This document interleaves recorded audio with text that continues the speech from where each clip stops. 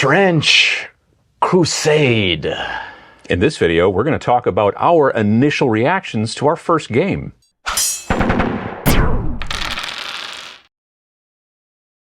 So we played, we're going to have to go through this again because this is our we were recording for a while and then I realized that this camera was not anywhere in focus. So we're doing it again. We caught it early enough, so that's cool. The public demands a sharper image. Look at, you can't waste this. I mean, anyway. People hate it when they can't tell, yeah. That's true. So anyway, 2 days ago, we played our first game of Trench Crusade. We had, however, both of us kind of played separately. Like I played solo and just ran through the play loop to figure out how this works. And you did the same, only you played with Raven. Yeah, Raven and I kicked the tires and like just set two models on the painting table, just simulated combat. Okay, that's shooting. I'm going to try charging you now. And that, learning the play loop is a really super important kind of good way to start understanding how to play a game, especially if you're going to be playing it with somebody and you need to be teaching them. The worst is learning it on the fly while trying to teach it to somebody else. At least just take a couple of models and set them around and just try to learn the play loop. And the play loop, for those of you who don't know, is from usually initiative, how a round starts, to all the steps you go through to how a round ends, or even just an activation. In many situations, if games are I activate a guy, then you activate a guy, and we alternate back and forth, just a single one of those activations is a play loop. Yeah. So getting that out of the way is a good idea. Yeah, like reading is one thing. You think you're going to remember, but like going through those actions is going to commit it to memory, and trying to break apart for me, 40K brain. Mm-hmm. Like, oh yeah. You went, then I went and broke the rules. Right. Immediately, I'm moving my Wretched. They're this lower tier unit. Sacrificial pawns. Yeah. Start moving one after the other. Right. Like, yep, it's my turn. Yeah, and it's exactly. Like in 40K, you do your entire turn and your opponent does their entire turn, or vice versa. In this, and like a lot of other types of games, it's I activate a model, then you activate a model, then I activate a model, and so there's that kind of thing too. The other big benefit to doing the play loop and getting the hang of it at least, and stumbling through that, is that then when you go back and reread the rules make so much more sense. That's happened since we played on Saturday. I went back and was like, I know you were doing this too. We were going through the rules and looking at them and like, oh, now I understand that we've been doing this wrong, or now I understand why this step does that, and that kind of stuff. Yep. I went home and was reading on my tablet until my head was tipping over. Mm-hmm. Just looking at all the lists, checking out yours too. Cause we played a game. We only got through 3 rounds. Yeah. It's intended to be 4, but. Well, you had a thing to do. Yeah, exactly. And also when you first start too, it's going to take a lot longer than you are used to. Yes. Yeah. All these new keywords and terms and everything. Yeah. But I had a lot of fun. Oh, yeah. It is interesting how it is designed, I think, to be... Like, when you look at it, it doesn't look like a simple game, and it's not really a simple game, but I think in comparison to the stuff that we're used to these days, very frequently from Games Workshop, but other companies as well, I feel like it is a simpler game. Like, the main rules section is 14 pages. Yeah, it's not very long. Then I believe there's keywords, and then maybe a couple of pages. Keywords are kind of like universal special rules back in the day and that kind of stuff. It's it's just keywords, but every game's got, well, not every, but a lot of games have got keywords these days. Yeah, it has like kind of an iceberg feeling, because on about page 3, you're looking at the action success chart, right? Which is universal for anything you want to do. Yep. 2d6 roll, you need at least a 7 or higher. Right. There are ways to modify this. Sure. But it starts off very simple, so it's anything you want to do. You want to shoot a guy? Action success chart. If you want to stab a guy, action success chart. You want to make a charge, or not a charge, but there's other little things. Everything that you want to do, it's basically a 7-up for the most part. Yep. Yeah, and usually 12 is a critical. There are criticals. Then you'll get into the lists, and you'll see functions of certain weapons that add more bonuses and interfere. There's also armor, so you have a success table and an injury chart. Right. So if you're doing something that actually is a combat, whether it's a ranged combat or a melee combat, you don't just roll. Like if you're gonna do like a dash. A dash is something you have to roll to see if you did it. You can move, you don't have to roll to see if you can move. But to do basically a second move, you have to roll to see if you can do that dash. And there's no injury that comes from a dash. But if I shoot somebody or hit somebody with a sword or axe or whatever, then you roll to see if you hit, and then you have to roll again to see if you damage, and it's a little bit of a different chart. We should mention activating, because you mentioned rolling for the success of certain actions. That puts it into the category of a risky action, which is what a dash is. Some actions aren't risky. Right. Yeah. Some you roll for, but but they're not risky. And what risky means is that if you don't make it and you don't roll and get a success, then your turn ends for that particular model. So it can definitely, the thing that's very interesting to it is in your mind, you're like, these are the 3 things I would love to try to accomplish in this particular round. And the one that's risky I should do last. Because if you do it first, then if you blow it, then you can't do the other things you were planning on doing, which I think is a really kind of smart, sort of elegant way to do it, but it doesn't take a lot of extra rules to remember and stuff like that. Yeah. And I do like the idea of the strafing run where I can move or shoot and then move. Yeah. But move, shoot, and then dash. Riskily dash back into cover. Yep. Maybe I don't make it. Yeah. That's the fun of the risky action. It reminds me of like way back in the day, there was a Tau, not commanders, but those those whatever those suits were, where they could do the jump, shoot, jump. Yep. Remember? And everybody was just so angry about that because you could jump out, shoot, and then jump back and be in the cover again and then not get shot at. Yeah. You can kind of do that in this situation with many of your models, but again, that dash is a risky movement, so you might make it back, you might make it not, which again is very, I don't think simulatory is a word, but I'm going to use it as one. I'm making up words these days. That's my new thing for 2025. It's very simulatory of like, I'm going to run out, shoot, and then maybe not make it back to cover before you shoot at me. You know what I mean? Yeah, right. It seems like a great idea, and then your boot is untied, or you're barefoot. Right, exactly. The trench pilgrim main troops are running around with no shoes on. I mean, can you not? I don't think you can get trench foot if you have bare feet, can you?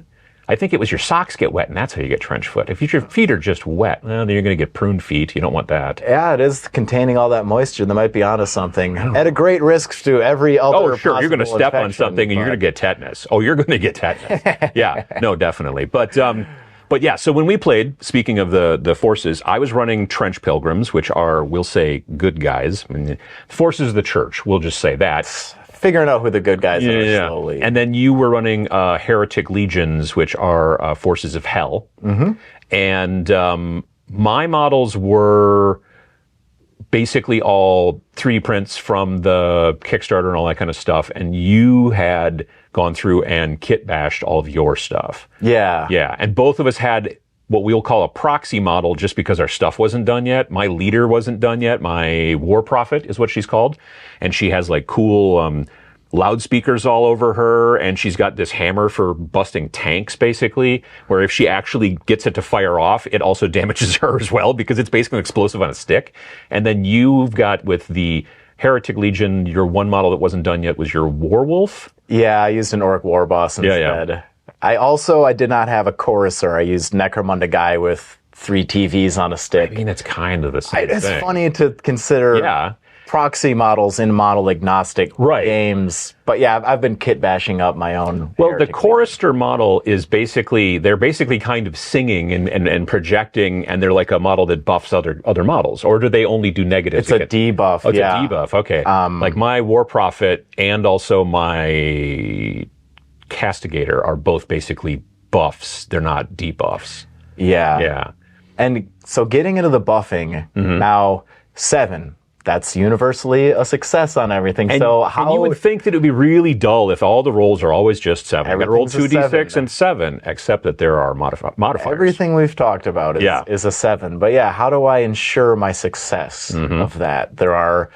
And what, differentiates a model between, its elite status and its disposable status. Yeah, yeah. You'll see in the profiles, they will have a, melee, it'll say +2 dice. Armor, -2. Mm-hmm. Now. So basically when it says plus dice or minus dice and a number, 1 dice, 2 dice, whatever, you are then adding that to your 2d6. So let's say you've got +1 dice. So you've got 2d6, now you've got 3d6. Now you'd be like, well, it's going to be real easy to get a 7 on 3d6. Aha, but what it is when you do that, you throw 3 dice, but you have to take the top 2. And when it's a negative dice, then you still add a die. So let's say you've got your D2 and you're shooting into cover. So that's a negative modifier. So now you have to roll 3 dice, which you'd be like, well, but then you have to take the lowest 2. Mm-hmm. And no matter whether it's always a situation of like, what's at the end? Because in some situations you could be like, I have a benefit because I'm elevated and I can shoot down into this guy's, so I get a plus, but he's in cover. So then I get a minus, and then it's just 2d6. Yeah. But anytime there's at the end of the math, if there's a plus or a minus, then you're either taking the top 2 dice or the lower 2 dice. But it sounds confusing. But once you get it figured out, it's really quick. It's just really it was very fun. Yeah. And then it opens up your mind to other strategies, like you can accumulate blessing markers and blood markers. Mm-hmm. You don't necessarily die if you suffer a wound. Yeah. So again, now talking about the injury chart, you're rolling 2 dice on that, potentially more. Mm-hmm. If you have, so the results, 1, nothing. 2 to 4, minor wound. 5 to 8, down. 9, okay, maybe we're not sure on these numbers. Yeah. Could be 6 to 8. Could be 6 to 8, yeah. 9 plus is out of action. 9 plus is out of action, for sure. And if you receive a minor injury or the down result, down means you're just moving at half rate. Yeah, you're basically, you got stand knocked up down. And move at half rate. Also, I saw this today too.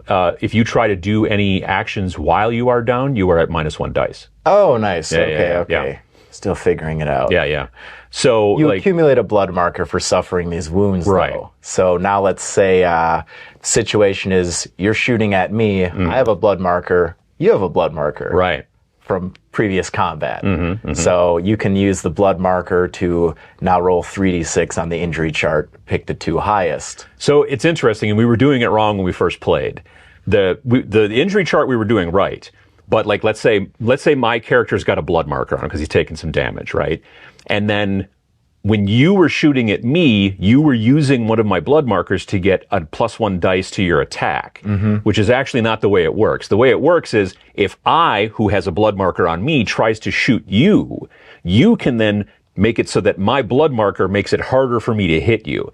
But when you do that, you're also spending that blood marker. So now that person, it's like they kind of got a little better. Both are true. Yeah. You can use it I can buff an injury up with a blood marker. Yes. Or it can be. But you can't make your shooting me better with my blood marker. You can make it that I have a harder time shooting you with my blood marker. If you have one on you, I can add it to the injury dice. Yes, but the injury dice and the hits are 2 separate things. Right. So and it is a little confusing again, and that's why we did it wrong. Is because when you shoot, if I'm trying to shoot you, but I have a blood marker on me, you can say, okay, it's harder for you to shoot me. Yes. You. So then, yeah.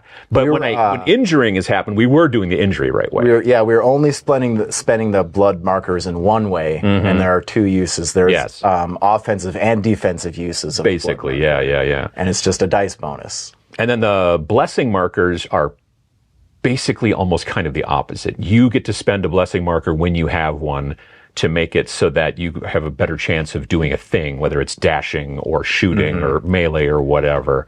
And so, yeah, but there are a lot more blood markers than there are blessing markers. Yeah, they're much more rare, but it's out there. Yeah. So for me, like you were using tokens, I was just using little red dice for my blood markers and little blue dice for my blessing markers. And you can use whatever kind of tokens you want. Another good token to have with you too is just something to show that you've activated your model. Yeah. And then also what I've been doing too is on some of my models, like when you're downed, you can just take your model and like knock it over. But some of the bigger models don't knock over as well, like the Anchorite Shrine. So I would just put another token over there that let me know, he's down, And down doesn't necessarily mean knocked down, but it could mean a lot of different things. There's abstractions. It's a war game. Yeah, I didn't enjoy the potential of having 3 tokens next to my model on the table, but yeah. Just make a character card and then you can just label your plays on that and keep track of things. That's for sure too. I want the cinematic clean table. No, I get that. I'm not a big fan of too many markers. I'm not a big fan of like those objective markers that are just a big like neoprene pie plate. I don't like those either. Yeah. The other thing that's interesting is you were talking about like having cards or something like that. We both used the online list builder to build our forces. There is an online list builder. If you go to the Trench Crusade website, way down on the bottom of the page that shows all the links for all the resources and stuff like that. There's a link down there to the online bit list builder. From what I understand, it was written by like a guy, like just a person who was like, hey, I want to do this, and that's very cool. I would say it's still a work in progress. We have found some issues, like my Shrine Anchorite doesn't have strong as far as the online list builder is concerned. And I was like, well, how is he supposed to use these heavy weapons if he's a melee guy and he can't move? Oh, it wasn't keyworded in the list builder? No, in the list builder, it doesn't show him as being strong. But if you look in the rules, it does. And I'm assuming that the rule book is right. The other thing we noticed was that in the melee and the ranged bonuses for the model at the top, it was just saying +1 and like +2 or whatever. Yeah. But it meant +1 and +2 dice. Because there are also times when you can have a negative that is not a negative dice. So like before, when we said a negative die, you have to roll 2d6, but you have a negative die because you're shooting into cover, for example. You now roll 3 dice and you take the worst 2.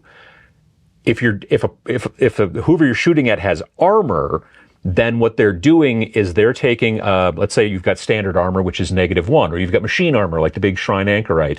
He's got... he was a -3. -3, right? But that's not -3 based off of the hit roll. That is actually -3 to the injury roll. So that roll where you throw 2d6 and then go, oh, he's down or he's minor wounded or he's whatever, you're subtracting 3 from that. So it is very difficult for him to get knocked. Well, not knocked down. He got knocked down a couple times. Yeah, a high roll would knock him down, but that's not really getting me anywhere. Then I would spend the blood markers to try to injure him further. Didn't die. Now they're all gone. Yep. For those big creatures, you can, if you accumulate 6 blood markers, there's something a special called a bloodbath. Yeah. We're still getting to that. There's also like weapons that can deal with that. I was looking into like an anti-material rifle ignores armor, for example. So there are answers to that out there. Yeah. And then there's other add-ons like when I built my list, I was real WYSIWYG about it. And so like the Trench Pilgrims all have these pointy hats, basically. And technically that's a thing that you pay for if you want to be as WYSIWYG as possible. And I forget what it's called now.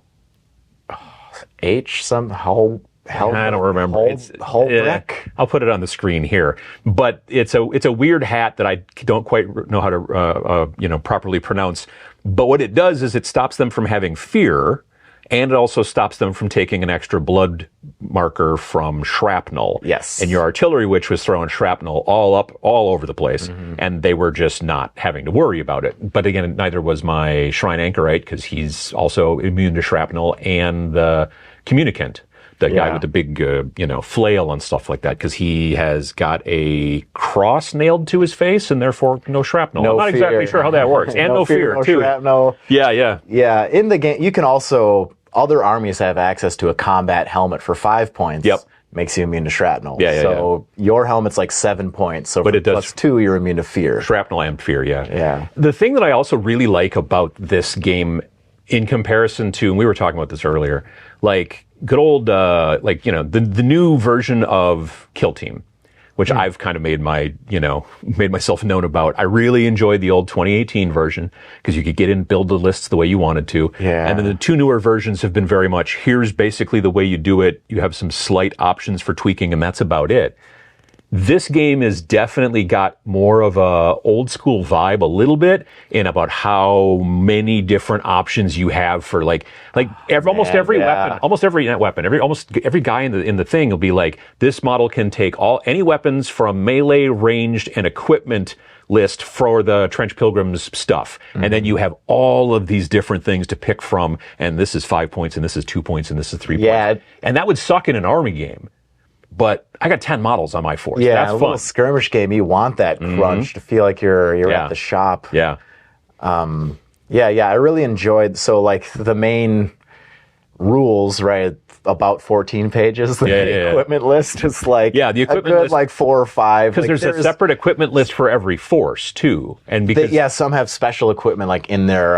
Even sometimes the points will change, and sometimes they won't. Like almost everybody's got access to a bolt action rifle, but I think that like the weird abomination black, what are they called? They're not the 7. Black Grail, the Beelzebub. Yeah, like the Beelzebub guys. I don't know if they can carry around like a bolt action rifle. I mean, like, they got tentacles. I don't think it's going to work. I don't think. Yeah, I haven't looked. To be fair, you know what I mean? Trying to find an orc equivalent in there. Right. Yeah. Somehow, I want to kit bash some orcs for. I gotta Trench say, I Crusade. think it'd be fun to paint the Black Grail guys, just because I could get all my nurgly stuff out. You know what I mean? All the special effects. Oh yeah. Oh yeah. Yeah. Everything Cheeto on dust. there. Oh yeah, some Cheeto dust as well. Why not? Put some bugs on it.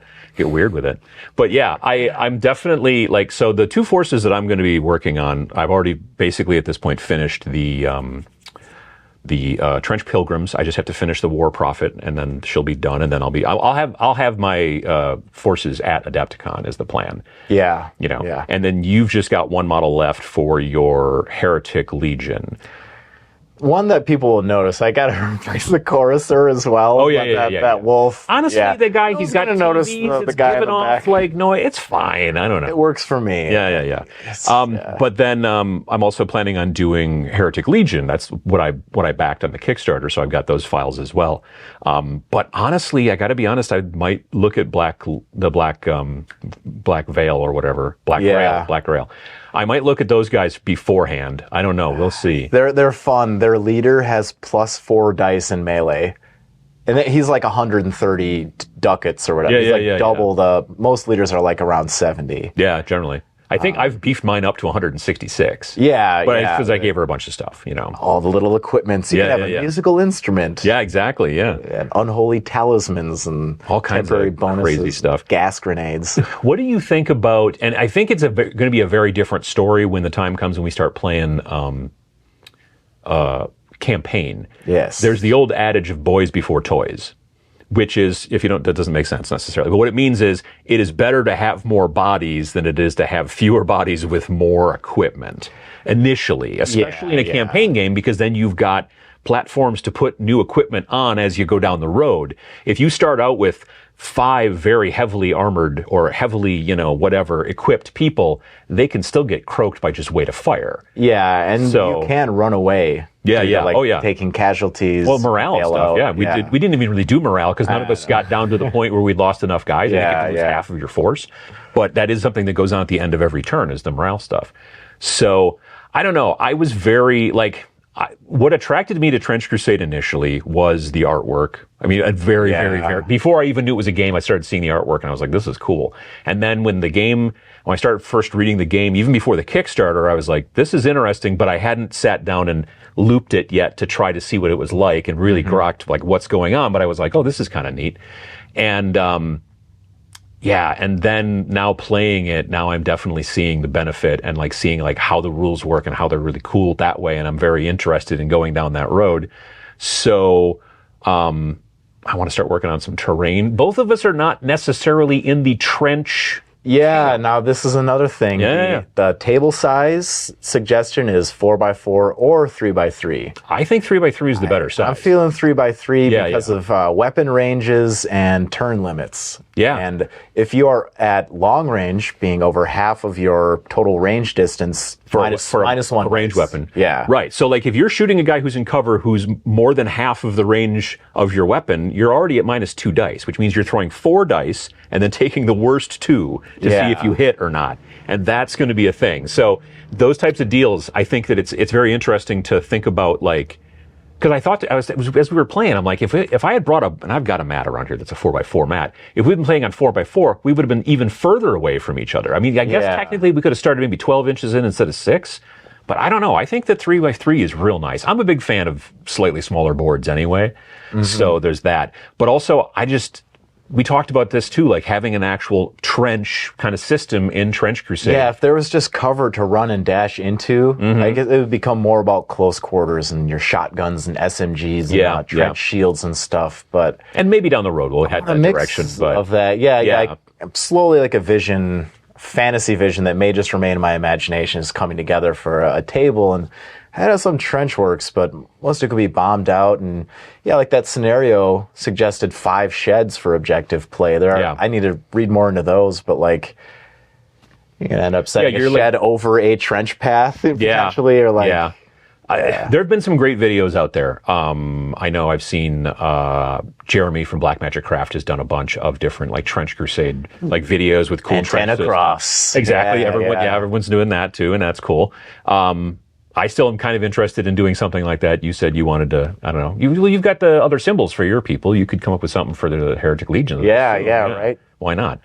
But yeah, I think the terrain, I think if you're thinking about playing Trench Crusade and you're like, but I don't have any trench stuff, it's not a necessity. You can honestly play without trench stuff. You can definitely just use like ruins or older buildings or even just piles of rubble and just be playing like in a big rubble pile. You know, like a lot of World War I didn't happen in trenches. You know what I mean? Yeah. You ruined cities, exactly. A pile of dead horses. That's the entire table. They're just nothing but skulls. There's a Trench Crusade podcast called Over the Top. Okay. They're like 7 episodes in. And they had Thomas. I've been saying Thomas, but I don't know. I hope we can meet him. We should both try to get to meet him at AdeptCon because they're going to be there. But they had an episode with the creator of the Army Builder, so it was cool. Right. Yeah, he's very aware. I think it was a very recent episode. Yeah. But talking about the little changes and stuff. The other thing is if you're trying to make a printout version of the army building thing at the end, you have to save it out as a JSON file, which there's a button for. It's way up on the top. This is just a quick thing that I discovered. And then you can take that and put it in this other bit, which then makes it into a PDF. So it's it's early days. Figuring out a way to make it so that it automatically just makes you a PDF that you can print out but you were just using it right on your iPad or whatever, and it worked just fine there. You're able to go back and forth and reference. Yeah. So, I mean, they're ahead of the game already just in the fact that they've got a relatively decent and accessible army builder thing. You know what I mean? It's very nice. And you don't have to pay like, $4 a month for it or whatever like that. So, it's free. So are the rules. Yeah. And so are the rules. Exactly. So, I don't know. I'm very excited about it. I find it very refreshing as a rule set because it hits that nice sweet spot between, this is quite simple, but still fun, to, this is a lot of detail. And that iceberg effect. Yeah, exactly. Like you could play a very simple game. Like if you're like, okay, how do I learn this? I've seen people on the subreddit asking about starter lists. Like, just take 5 basic dudes and a commander. Yeah. Maybe 300 if you need a point value, but like, arm them very basically, and then things will make more sense. Do that little rules test. Yeah, and again, just doing the game loop, like you said, just using a couple of models and going, this is how this works and this is how this works, and go back, do it a couple of times, and then go back and read the rules, and I swear they'll make more sense. Just the fact that the blood marker thing now makes more sense after playing a game has helped a bunch. So, and the rules, like most of your basic troops are the same. Most people have a 30-point option for this basic human troop type. Right, yeah. And then your leader is usually 70. And that's nearly everybody moves 6? Yeah. There's a couple of speedy people, but you have it's a universal armory for the most part. Some armies have limits. So it's very simple to make a evenly matched test game. But you can also customize and go crazy if you want to because of all the little extra bits and bobs and all that jazz. So, you will. It works. Yeah. Cool. Well, yeah, I think we're pretty excited about it. We're going to play another game. And we're going to play another game. Yeah. That's why we're up here in the studio as well. So there's that too. But yeah, cool. Well, if you've played and you're interested in, talking about it a little bit, comments down below. If you have some questions, I can see if I can try to answer them and that kind of thing. Yeah. And we're also going to do a video for Sam's channel as well. Yeah. Talking a little bit more about basically kind of like army building and stuff like that. Yeah. Yeah, I didn't want everything to run like gameplay and list building. Talk about list building on mine, but thanks for having me by. Yeah, absolutely, man. Absolutely. And then we're going to play after we get done filming, so that'll be fun as well. Solid. Thanks for watching.